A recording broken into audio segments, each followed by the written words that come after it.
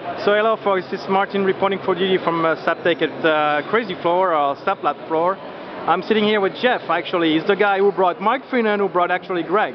So I would like to know how did it start? How did SDN start? Believe it or not, I actually went back and looked at the original presentation that I made to the SAP board to remember this. We were trying to kind of go back through the history of SDN. And how it started was Shai Gassi had just gotten put in charge of NetWeaver. This was even before it was even called NetWeaver. And I somehow ended up working for him as the evangelist for technology.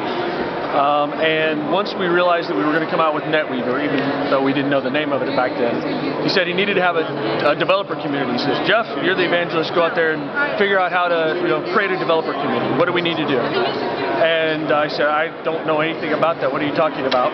He said, well, go look at what Java and SDN and the rest of those guys do and find out how we would do that for SAP.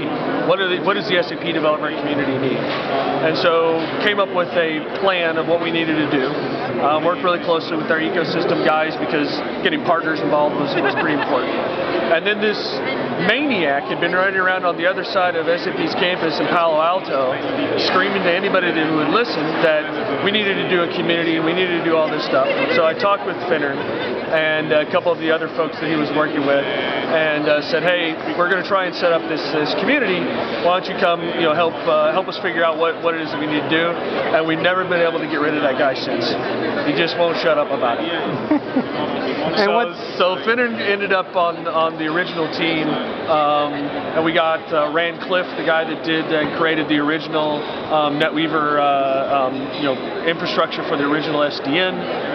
We worked with a whole bunch of other people, and there's been a successive group of heads of that. And so once we got the original team set up, I moved over and just kind of did marketing for SDN, which was kind of an oxymoron, marketing to geeks, but just recruiting, getting it off the ground. And then Shai gave me a whole bunch of other crazy things. And he said, Jeff, I want to do a American Idol for geeks. And that's how I started the demo jam.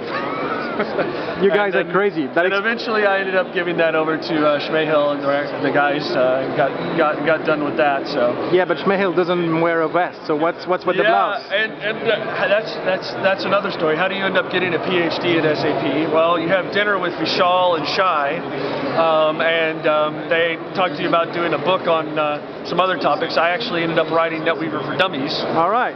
Again, you shoot your mouth off in meetings with executives, and they volunteer you to do things. So after I'd done the NetWeaver for Dummies book, they said they wanted me to do another book. I said I knew nothing about how to do that type of research. And so they said, well, go get a PhD. They'll teach you how to do research. And I was dumb enough to say, yeah, okay. And so here we are, and I just finished the PhD on that. And I'll have to go end up doing a book.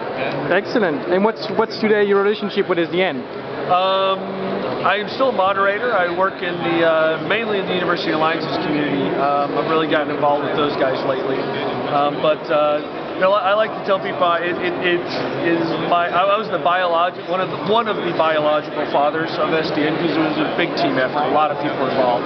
But so my DNA is still there, and it's glad to see the adoptive parents have taken good care of the kids and grown it up to what it is today. So I'm a very proud historical member of the SDN team. Well, that's the final word. Thank you very much for your time, Jeff. Have a great conference. See you online then. Cheers. Thank you. Bye-bye.